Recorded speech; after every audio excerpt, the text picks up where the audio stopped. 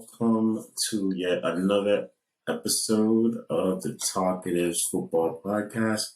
Thanks again for listening in. Like always, we got your host and moderator here, Marcus, and the one and only Chelsea fan, Chelsea affiliate, Shegs.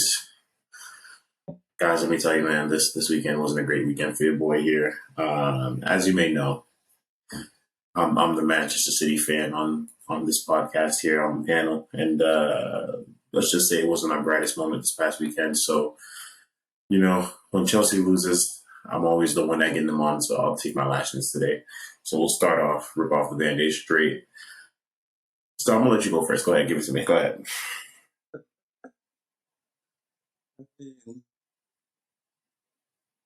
First of all, you lose to the worst team in the league and get knocked out.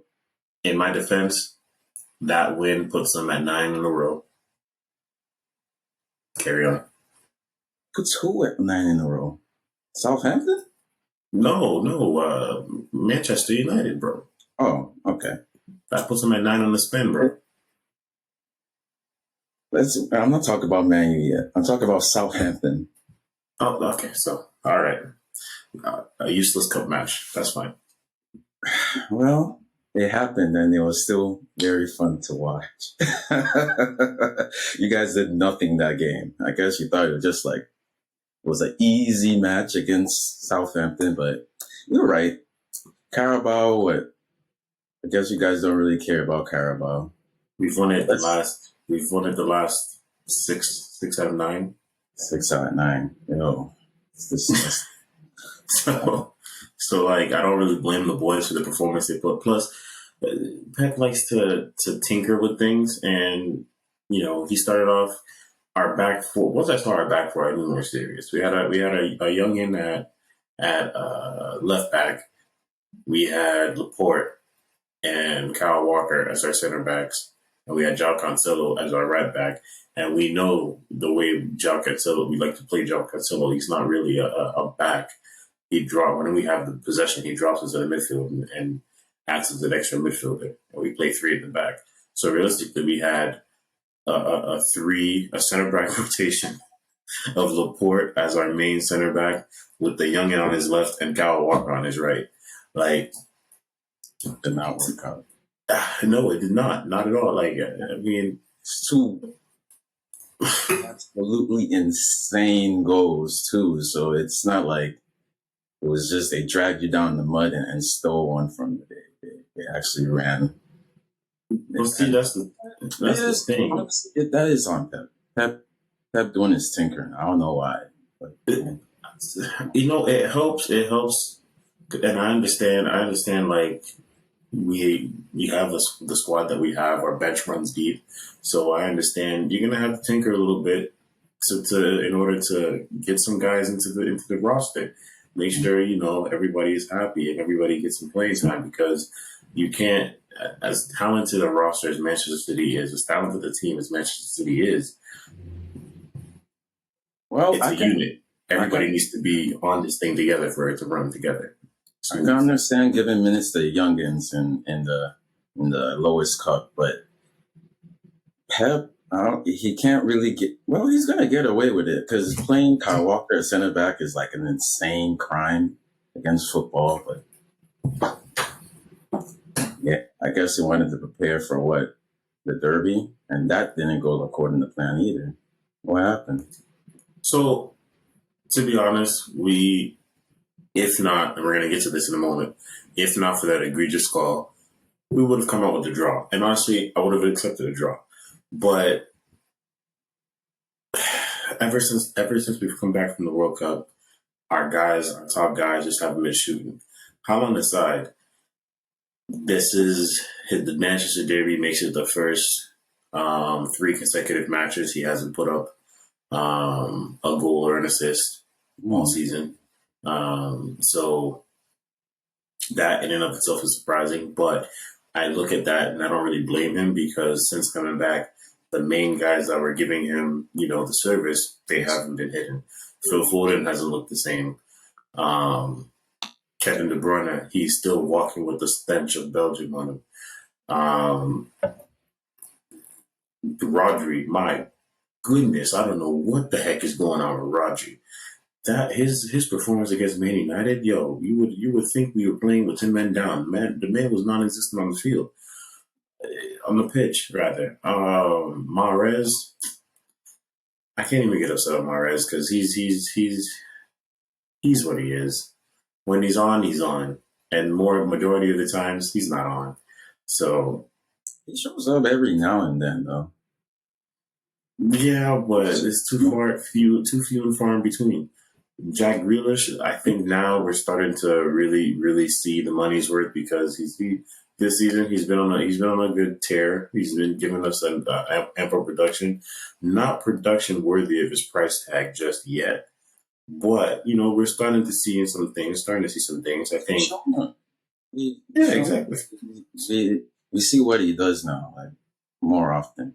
But Exactly, what I really exactly. want to ask is, where has Foden gone to?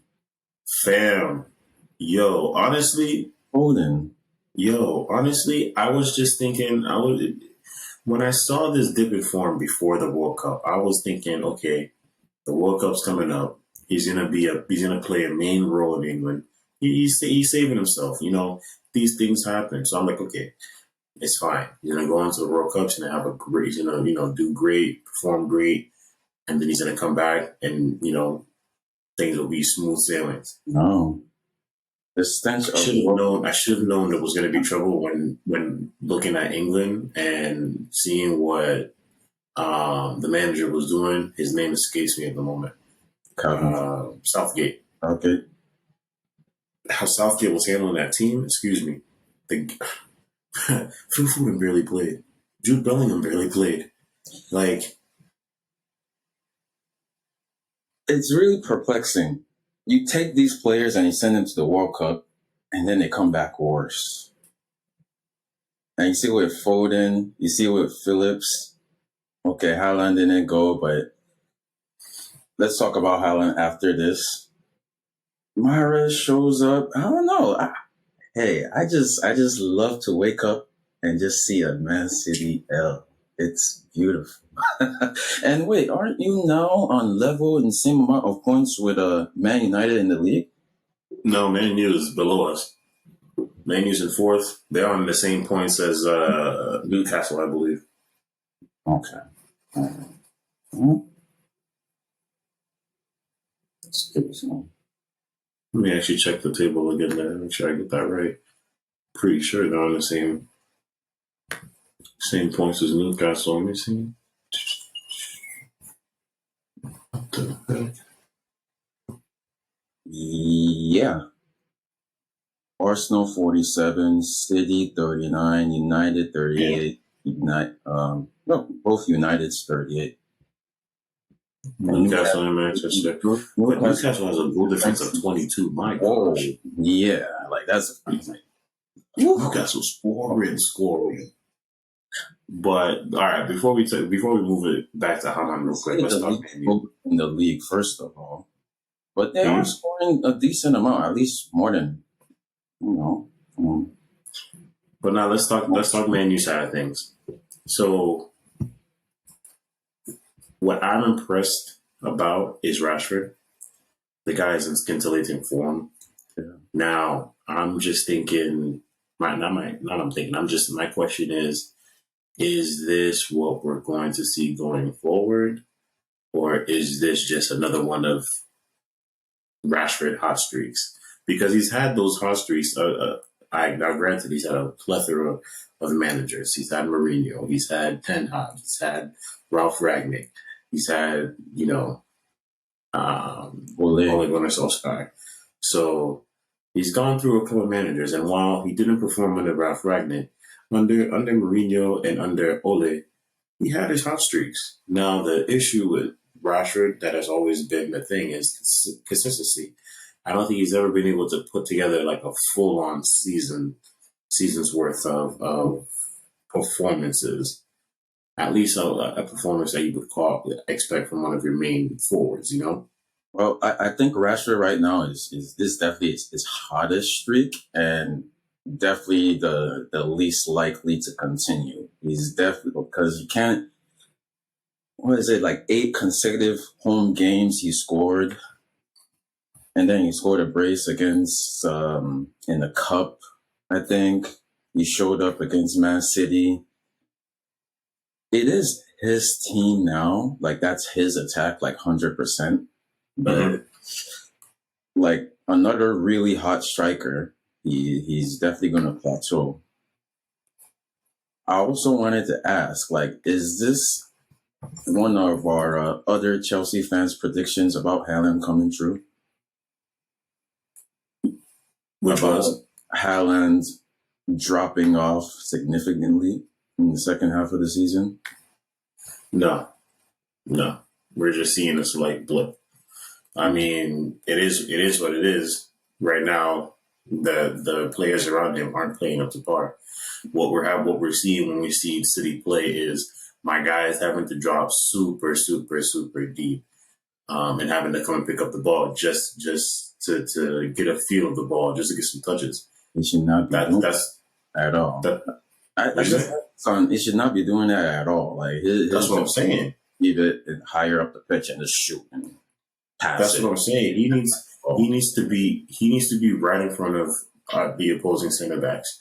Like he shouldn't be having to drop into to midway in the pitch, or sometimes even into our third just to get a feel of the ball. And the reason he's doing that is because our guys aren't getting it to him. Now, for whatever reason that is, that's up to we need to figure that out. But we need to tell Haaland, you listen, you need to stay up there because now when it came times that we were able to attack United on some form of counterattack, or they had a gap that we were able to expose, when we needed that final touch in the third, to that final bit of teamwork and ability, finishing ability, there was nobody there. I'm looking to see, okay, where's Haaland? Where's Haaland? I'm seeing him. Granted, the man can haul ass, but I'm seeing him seriously have to haul ass to get back. And by the time he even gets there, the man gets so frustrated because guys give up on waiting for him and they start passing back, sideways. Yo, there's so many runs just being ignored. And Mahrez, Mahrez is the main perpetrator of this. I think nobody does this more than Mahrez, ignoring runs behind. But that's just the state that City is in right now. Now, the other resident Chelsea fan on this squad, I don't like to indirect to our viewers. So Zach is the one I'm talking about here. He thinks that Haaland is about to go on this.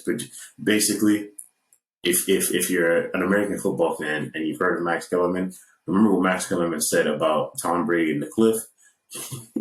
This is what he thinks that Haaland's about to do. Haaland's about to drop off a cliff, and he's about to end up the season with 32 goals overall. Man's already at 21. So that's the type of foolishness that I have to deal with. 32 goals still is an amazing season, but Yeah. is Haaland stopping Man City from playing their best football?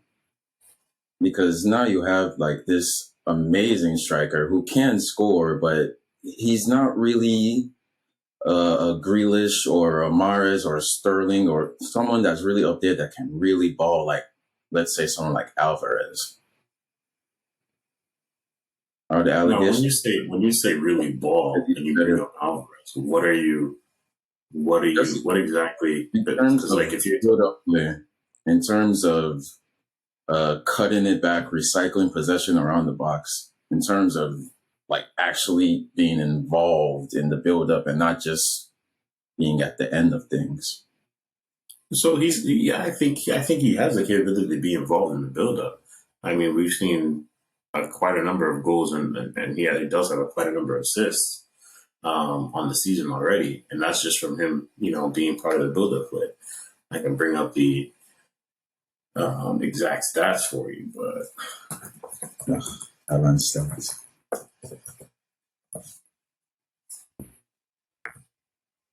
let's see here. So 8 assists on the season. Really decent. But No, I might have to like Yeah, we got maybe depending on what happens three next. assists on the season. Wait. 3 assists in the Premier League. They gave us the 8 assists all comps, but 3 assists in the Premier League. So he's able to be in the build up. I think what we're seeing is the growing pains because we have to remember this is his first season. What we've seen at City is new signings. That first season is supposed to be the understanding season. The second season is when things get real. Mm. So the man scoring 21 goals already in 18 appearances in the warm up season, the understanding season. I think we're still like It could. we used to play with an out and out striker with Aguero, and then due to Aguero's injuries and his, which caused him to lose a lot of his, speed, quickness, the shiftiness that he had that, allowed us to play with an out and out striker. We changed him to a false nine to still be able to, utilize his skill set. And Aguero, that's easy for him. He can play with the ball. So that's why we switched out to that, recycle, take our time. If we don't see it, just stay. As long as we stay in the vicinity of the final third, as long as we bide our time, a hole will open up. But now we're going back to now we have our quick strike. Now we have a guy who could, make runs behind again. It's going to take us some time to get out of that mold. And while we've done a good job at times, I think what we're seeing is old habits die hard. Or is it that the Premier League is getting better at stopping Haaland? Because I mean, a prediction I made that as the season goes on, more and more teams are going to find new ways and better ways to stop him from scoring back-to-back hat tricks and braces and getting those assists. I can definitely see his production drop, not off a cliff, but maybe like roll down the hill a little bit. I mean, I won't. Like after the fact, after like now, like I can say like, okay, it's not gonna be as easy for him as it was like the first couple of games because it seemed like Man City was like going into these run of games where they could really like solidify their hold like in the title race and like really catch up to Arsenal, especially with Arsenal's matches. And now you have a cup. Okay, we can just not talk about the cup anymore. But now you have a game against Arsenal coming up in another cup competition. You have a bunch of attacking players that are out of form. You have Haaland looking frustrated. Where do you guys go from here? Hey, nowhere but up. Nowhere but up. Crazy. This is the thing. This is our low, and we're second in the league on 38 points. 8 points clear of Arsenal, true, but still second in the league on 38 points. 39 rather. I think we're due. I think this game against Spurs is going to be the perfect comeback game coming up. And I think what it is just the surrounding supporting cast is in a slump. KDB's in the slump. If you look at his outside of the assist from this most recent game, if you look at his since he came back from World Cup, the man hasn't been a factor really. Yeah. He still thinks he has Lukaku up front. Poor. All right, but before we put a wrap on this, I just have to make this. We have to bring this up. I don't know what VAR was doing. I don't know how the ref thought this was a goal, but that their equalizer goal was a clear offside on Rashford. He didn't touch the ball, but he was interfering with play. Like, there's no way the goalie and the defenders thought Rashford wasn't involved in that play, and just leaving it, like it should have been overruled. And our defenders this time. Honestly, I don't like. I'm a Chelsea fan.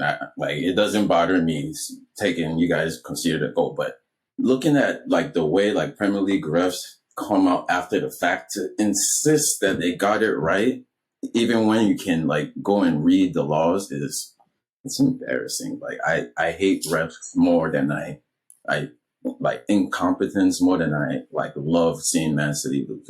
It's kind of it's so bad. It's bad. It's just nonsense. Because defenders aside, all you have to do is look at how Ederson, set himself. He set himself as if Rashford was going to take the shot. In the last minute, Bruno Fernandes takes a shot. Because Rashford. If anything, it was Bruno Fernandes that wasn't interfering in play until the last moment where he just got in there. Like, it's strange. Strange, man. Nonsense. I think things like this, my prediction for City, second. That's it. Arsenal are not the title favorites, and all this happening all at once for Man City is not a good sign. Yeah. Hey, you think you can still win the Premier League or a champion? To be honest, yeah. I mean, I think we can give it a good shot, but I don't. To be honest, I don't think the Premier League is the main focus for us this season. I mean, just like the Carabao Cup, we won 6 of the last 9. We've won 3 of the last 5 for Premier League. So maybe even more. I may be getting that wrong off top, but we've won a lot of the last few Premier League titles, and so the biggest thing for us is Champions League. I think if somebody came to me, what did you say? I think it's 3 or 4. Oh, okay. But yeah, if somebody came up to me and say, "Yo, you're not going to be able to Arsenal's going to run away with this Premier League title, but you're going to another Champions League final," I'll take it. I'll take it. Well, I think you're gonna win the Champions League at all. All right, time will tell. No need to mess up things right there, but time will tell. Okay. And on that note, we go on to the other derby, the North London derby. We mentioned Arsenal and Tottenham earlier. Now 8 points clear thanks to this win. Tottenham aren't doing themselves any favor because, they decided to give Arsenal some help with that first goal by the looks of a Hugo Lloris own goal. Yes. I have no idea what he was doing at his near post with that shot. Even the I forgot who was like supposed to be marking Saka on that side. It was just weak. It was weak. It was Sessegnon. I can't pronounce his last name. Sessegnon. I think it was just weak. I was like, Spursing, of course. But okay, before we talk about Arsenal, let me just give them their flowers. Beautiful job that Arteta's doing. He's really proven that the only person that can beat Pep is Pep. So I gotta thank him for that. How long did you have that one in the team? Come on. You waited to say that for like you're only upset because it's true. Only one that. Have you heard of Thomas Tuchel? You're only upset because it's true. You're only up. First off, Thomas Tuchel won that Champions League. It wasn't even his team. You never beat Tuchel. Tuchel won that every time. Tuchel doesn't still have the job, man. First off, talk about longevity before. First off, talk about longevity before you start comparing track records. Yeah. All right. Now back to the North. Never a challenge like Chelsea though, but Barcelona where you had Messi to Bayern. Where I think Liverpool was a pretty challenge, bro. The years we won, it was only by 1 or 2 points. Like he's always had the premium jobs where he always got everything he needed to be successful. So, but like, come on, don't say like stop it. Or Pep is the only one that can beat Pep. Come on. Stop it. Come on. Anyways, Two penalty games. Like, you think Pep made those decisions? You understand? But because what he was like, I'm just gonna do this and switch it around. And who did he play in midfield for that final? No, he saw Thomas Tuchel's team as like, I have to fix it. I have to do something, and it shot himself. I'm not saying. I just feel like that was very disrespectful. Like, what? That was just some blasphemy. Like, you put that one. Like, come on, man. So you're saying you're not upset, but you're saying all this. That was outrageous, bro. Anyways, Spurs are being Spursy. No, wait, hold on. Is it Spurs being Spurs, or can we actually admit that I was onto something a few podcast episodes back when I mentioned Antonio Conte? Here we go again with this agenda. What do you mean, here we go again? What? The man got outcoached again. What are you gonna tell me? Like, Conte is a oh wait. So in the Spurs have been down from they faced by Arteta, the most informed team in the league. Okay, first goal is just classic Spursy. Like come on. But the rest of it, no, that was all Arsenal. The first goal was not classic Spurs. Yes, the mistake itself. The own goal itself from Hugo Lloris, classic Spurs. Just always something crazy in that for the Spurs. But the to even create the opportunity to even set off that shot for the mistake to even take place, that was horrible defending. The Spurs had horrible defending the entire time. Right, Sessegnon, I'm sorry if I butcher his name. I'm going to be butchering his name the entire time for this segment. But Sessegnon, he's playing left wing back. It's hard. They put him in there to overlap. That's fine. Overlap, send crosses, do whatever. But that dude was he was spending all the time up front, and he refused to do his defending duties. That ball to Saka was open all day long, and you would think after getting burned the first couple of times he would have learned. No, and that's ultimately what created that chance. And it was kind of the same thing with the Odegaard's goal, because again they were attacking that side. The man left holes open the entire game, and to not be able to make adjustments, that's Conte. First off, the initial game plan is Conte for. You can blame it on Conte though. Like, what did Son do that game? Nothing. What did Harry Kane do? He had like one chance.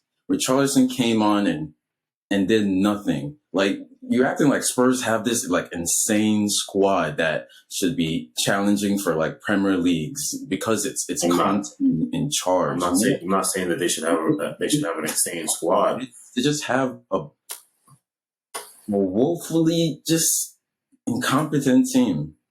Their players just can't cut it. And by the way, that squad is still challenging for Champions League spots, where teams that are supposedly better and better coached in Liverpool are they challenging though? 6. Are they challenging though? Liverpool are 9th, excuse me. I mean, but I'm not even concerned about Liverpool or Chelsea for that matter. You said Champions League spot, so I'm only looking at Champions League. They're 5 points clear of the 4th place spot. So I'm confused. Is that really challenging?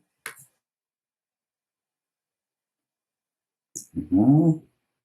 Yeah, I don't know. They're still in there. It's only 3 point. It's a 3 point gap. Okay, 5 point gap. That's 2 games. That's a draw. I mean, that's you say that, but three of the top 4 have a game in hand, and 2 of those is a 5 point gap. Well, no, actually, one is 5 point, one is 6 point, and then Arsenal. Mm-hmm. Arsenal's 14 points. They're in there. They're exactly where they're supposed to be. Like,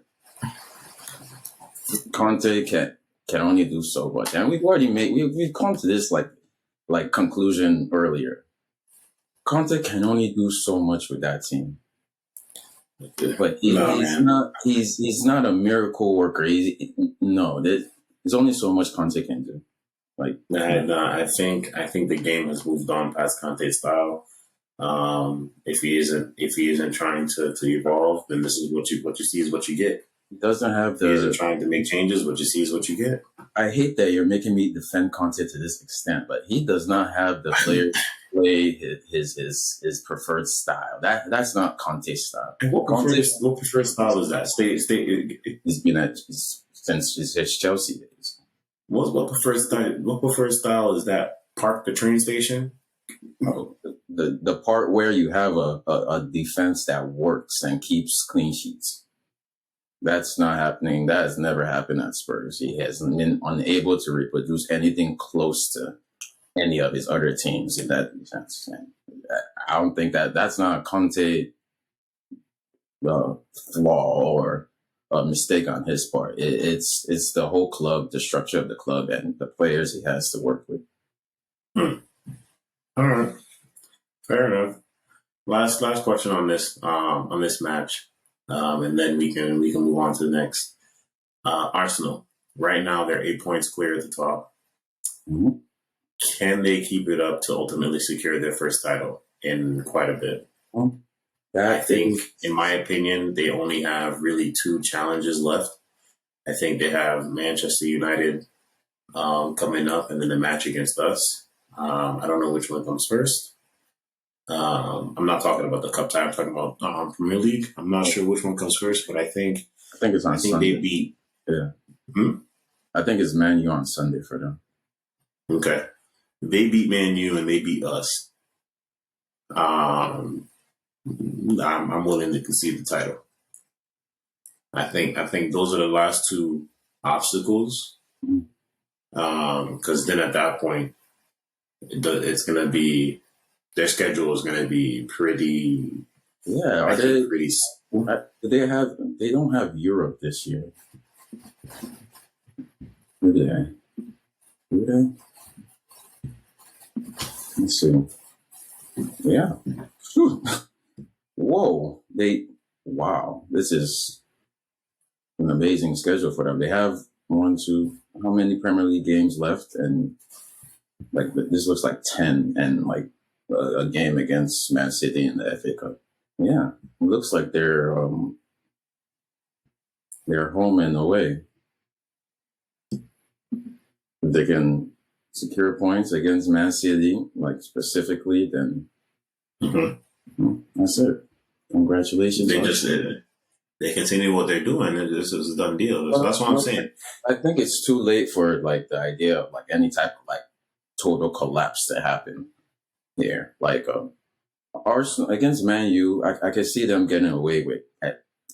They're going to at least draw that game. I don't see them losing that game. But Man City is where the danger really lies with them. Like Man City twice. And, with Man City being able to make we still have to play them. We still have to play them both times? Yeah, home and away. So that's 6 points. I thought we only had one match left against them. Wait. Are you sure we didn't play them before the World Cup? Did you play them? Because I see Arsenal home here, but I don't see a... Okay, that's FA Cup. So have you played them? Let me see a head-to-head. Actually, no, I don't think we played them. No, I don't think we played them. Because their Europa League tie took the place of our... Yeah, we played them twice. So one February 15th, April 26th. Yeah. That's 6 points. So that's 6 points, That's 6 points, and they draw 2 matches. That's the 8-point gap right there. So it might actually just be Man City's title to lose. I don't know, but Man City would have to go on an insane, like. I mean, around this time we always around this time every year we go on our usual. Yeah, like this game 13 game winning streak where everybody was looking at the table and crying themselves to sleep. Like it's not as bad as Centurion where we since that Centurion year we cleaned up that title very early on. I think it was like a month and a half. Yeah, well, you have to go on a similar run to make it because you still got other teams to play other than I mean, us. but you know we always do, yeah. You know we're always do. We're about to enter the soft part about our schedule. Like, let me tell you our upcoming fixtures, Ooh, bro. huh? You have to pass the Conte test on Thursday. On Thursday, our toughest one is gonna be January 20. No, that's FA Cup. Um, oh, we played Conte twice right on off top. We played Conte twice. Okay, we have Tottenham on 19th. Then we have them on February 5th. But our next five matches goes Tottenham, Wolves, Tottenham, Aston Villa, Arsenal.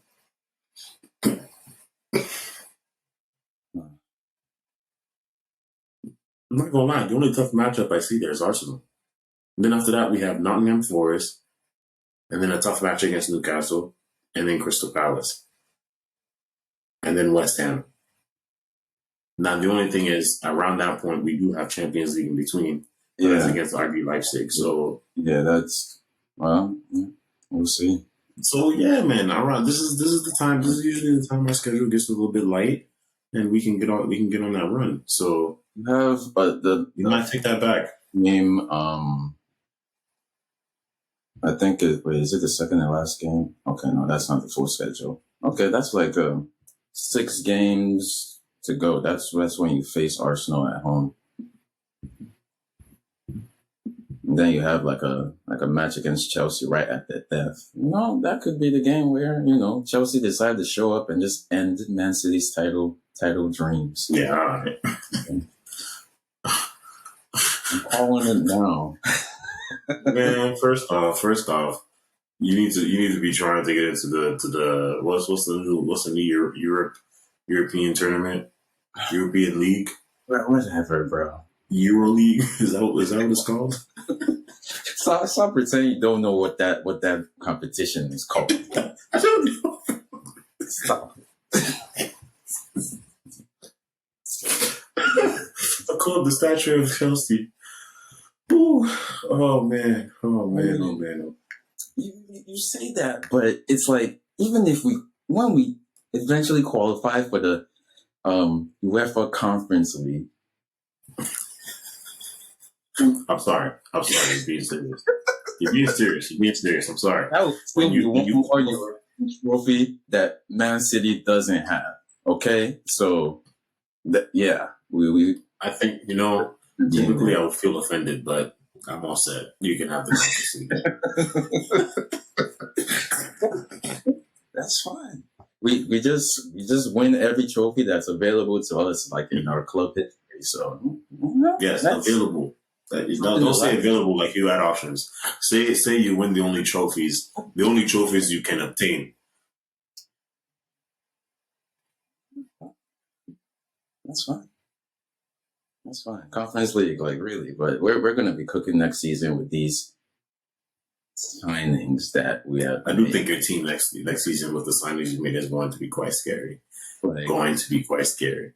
But hold on, before we talk about transfers, I just wanna talk about our last match from the week. Well, the last notable one, which is we have to talk about what Brighton did to Liverpool. I got. So Brighton did to Liverpool, and you know what's crazy? It's not the first time Brighton did this to them. Before the World Cup, I think they took a pretty bad L to Brighton. Was it this the 3-0? So what was the one before that? I think. No. There was a 3-3 in October. But yeah. Oh, was it 3-3? Yeah, it was 3-3. Somebody else, maybe like Brentford, that did Liverpool dirty before the break. Yeah, it was Brentford that did them 3-1. 3-1 before the World Cup. Okay, so yeah, yep. They took a bad L before the World Cup, but so Brighton, had their way with them. Liverpool has now dropped all the way down to 9th. pretty much level with your Chelsea boys. They're only above you because of goal difference. Yeah. Because you have that person by the name of Kai Fraudhurst. We also do have a they also do have a game in hand. I think that's important to state. But yeah, Liverpool not doing so well. Like misery loves company. I've been bonding with my Liverpool fans from across the pond, and we're giving each other hugs and back rubs. Feel better about how the season is going. But hey, I can see Chelsea finishing above Liverpool, and we definitely have a brighter outlook at the end of this negative rainbow. And We got we do we get two people? Does it really get two people in the Europa League? Is it 5 and 6 go to Europa? Yeah, I think so. I think Okay. it's 7 that goes to conference league. Okay. Okay. Mm. Okay. Well, maybe you and Tottenham can go into the Europa and Look, I'm telling you, like conference league. the top 7 is going to be the top 6 plus Newcastle. Like that's how it's going to go. I think Newcastle's making Champions League. That's going to be fun to see them in Champions League next year. Yeah, and they're gonna go crazy this summer with another round of incomings. Just to believe. Remember that Twilight run that Ajax had like a few years back? I think Newcastle might be the second coming. Would it be their first ever season in the Champions League? Have they ever been in the Champions League? No, they had to have. No, they had to have gone to the European equivalent when Shearer was on the squad. Because remember, weren't they constantly top 4 with Shearer? No. Oh wait, all the way talking Alan Shearer. Yeah. Yeah. Probably. Yeah, so they had to have been in the equivalent back then. Yeah. I mean, they won league titles back then, I think. Mm-hmm. Best of luck to Newcastle. I think there's one more. Back to Liverpool. So two-pronged question here. Their trouble. Do you place the majority of the blame on Klopp? And the second part of that question is, depending on how much blame you put on Klopp, do you think it would be in the best interest of Liverpool to explore other options at manager? Or should they just ride the wave? That's a tough one. I think like off the bat, my answer is probably like they need to stick to Klopp. I don't know. Has Klopp ever had to rebuild a squad before? Has he ever been like this long at one club where, you go from like signing money from Southampton, building that whole squad, and then you go to like win Champions League, Premier League, then go down again. Dortmund, he was there from 2008 to 2015. And at one point, he did have Marco Reus and Lewandowski. 2008 to 15. Yeah. It's like 7 years. 2008 to 2015. I mean, that's the longest tenure. Before that, he was at Mainz from 2001 to 2008. Another 7 years. So he did have Marco Reus and Lewandowski on at one point. He did, and Lewandowski. This was Lewandowski before he became Lewandowski. At Borussia Dortmund, he did have some goal scoring issues at the beginning of his tenure, and he did mention that when the reporters would ask him questions about Nunes and his thoughts about the scoring difficulties that Nunes had, he made comparisons between what Nunes is going through right now and what he had to deal with Lewandowski back in that day. So he does have some experience because, it's the Bundesliga and every year Bayern buys everybody and everybody has to rebuild. So I would say he does have pretty good experience with that. After hearing that, I would say like, okay, what does he really have to fix? Like he already has like basically like a new attacking line. Like it seems like it's a really simple answer for Liverpool. They need some midfielders and some defenders to help them out back there. So why not just sign people this window? You have like a what, half a month left of the transfer window. Why don't you just get yourself a defensive mid, or somebody who can like bench Trent, or at least take some load off of his shoulders and go from there. Like really, like what is going on with Liverpool? Is it really Klopp, or is it more like FSG and their unwillingness to sign players? Like it always seems like Klopp is in the media acting like the journalists are trying to force him to make a signing. Like why does it, like, what's the problem there? Like it seems really simple because he is going to have to fix the team. So how is he going to do that? I would say, if to your first point, if I had to blame anybody, I'd probably put more blame on FSG because they are exploring ways to sell the club. So if they're trying to sell the club, I know if I'm trying to sell something, I'm not going to try and keep putting money in it if I know I'm just going to sell it. So that could be one reason. My second thing I wanted to say is you're right. They need midfield help and defenders. Who are they going to buy? If you say, all right, there's a lot of young stars who showcase their talents during the World Cup. We've seen Shakhtar, and we've seen what Benfica's asking for Enzo. Is going to cost a pretty penny, and Liverpool's known for being cheap. So, and their owner are trying to jump ship.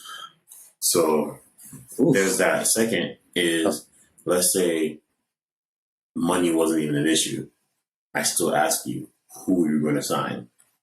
Well, if you ask any Liverpool fan, they'll tell you they're 100% getting Jude Bellingham in the summer. Even though, I don't. Now Brown is trying to say something about that. Yeah. Rumor has it Toni Kroos is looking to retire. So there's another player that's been linked to Chelsea a lot that they could sign. But also very expensive in Declan Rice. He could do a job in that midfield for them.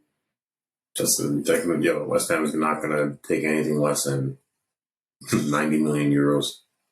And that's going to be a starting point. Yeah, I don't know why though. But I think Declan Rice is worth 90 million. Charging 90 million. Yeah, he's worth 90 million. Mm-hmm. He's one of the best. He's one of the best holding midfielders in the league. I think you are. Your I'm a spoiled opinion of him is tainted by the play of West Ham. It's poisoned. And also, I just think he's overpriced. Honestly, I think 50. I don't think he's overpriced. Okay, so how much would you pay for him? He's a 60 mil player at most. Oh, don't disrespect him. Like I just don't see the hype. I've never seen the hype. Bro, no. He's a really good holding midfielder. Bro, well, 80 million. 80 million is the least anyone should take for Declan Rice. Also, Declan Rice. Matter of fact, we're talking all this jazz. Let's go see what transfer market says. 3 years. This is like the third summer of them trying to hold on to Declan Rice. I think his value should have dropped by now because it's like really now you're right. Had they sold him before, they would have easily commanded upwards of 100 million. But I think because they were playing hardball, they're saying he's worth 80 million. But even that, like 80 million, true value is probably closer to 65. Stop it! Stop! I just think I don't respect him at all. You're disrespectful. You're disrespectful. You don't respect him because he's at West Ham, and your disrespect of him is tied to your disrespect of West Ham. It's fine to disrespect West Ham. West Ham has never been a serious club, and even the one time when they're serious, they just fumbled the bag. And that bag being Jesse Lingard. I don't know what. That in 18 place shouldn't be demanding 100 mil for any of their players. Like, a club that is in relegation zone, like it shouldn't be legal. Like it's just wrong. It's like they're extorting the rest of the Premier League because he's English. Like if this dude was from Sierra Leone and he played the exact same way, he would be worth 20, 30 mil at most. That's it. Also, since I'm being respectful, I'm going to bring up Cody Gakpo and how terrible he has been after looking one game. He's only played one Premier League match. Yeah, but the failed compilations have already started, and I just wanted to mention it real quick.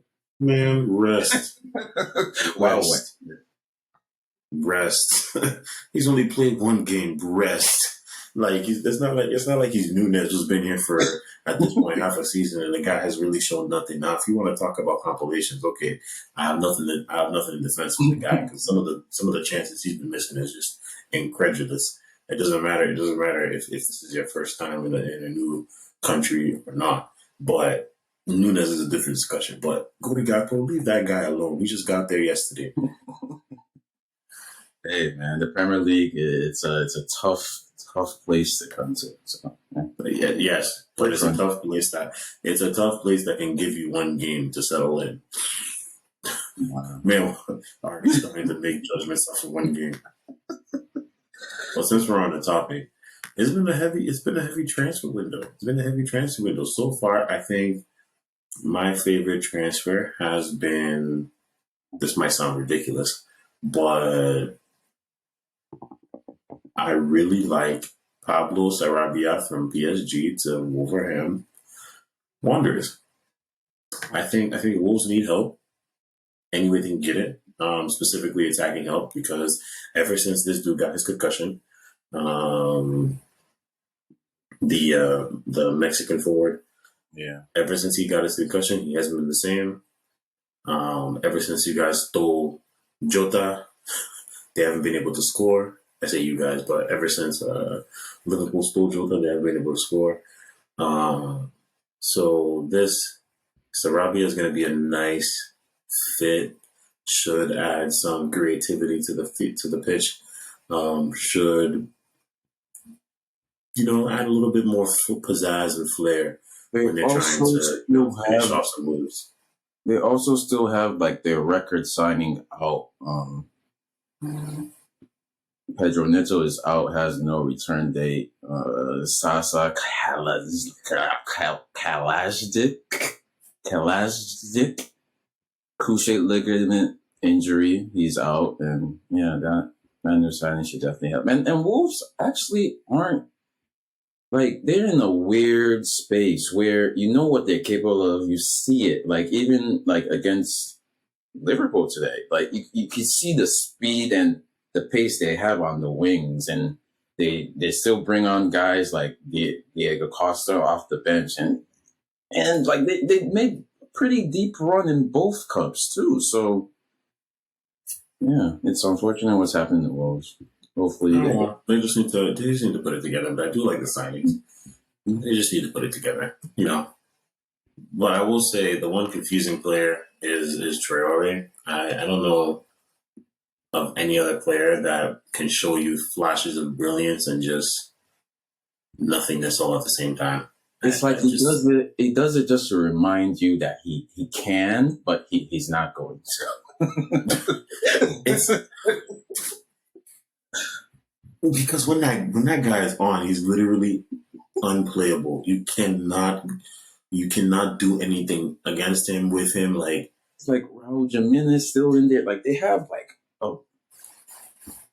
I don't know. Jimenez is what I was talking about. He got that concussion. He hasn't been the same. The Portugal squad in their team, Mateus Nunes, Ruben Neves. Hey, I don't know. It's kind of unfortunate, but I really Hmm. like as an attacking unit, and Hmm. to see them down there with Everton and West Ham, kind of sad. Well, all right. Nottingham Forest continuing the major spending they did from earlier in the summer, buying Danilo from Palmeiras. I think this is another good signing because Danilo was someone that I was actually looking at, uh, mainly because of his age. A nice young 21-year-old defensive midfielder. You can never have too many of those, but yeah, playing well at Palmeiras Amigo, on the season. Um, 21, nice. let me see how much was his 20 stats on the season. better. 1 goal, 2 assists. That seems suspect. In how many games?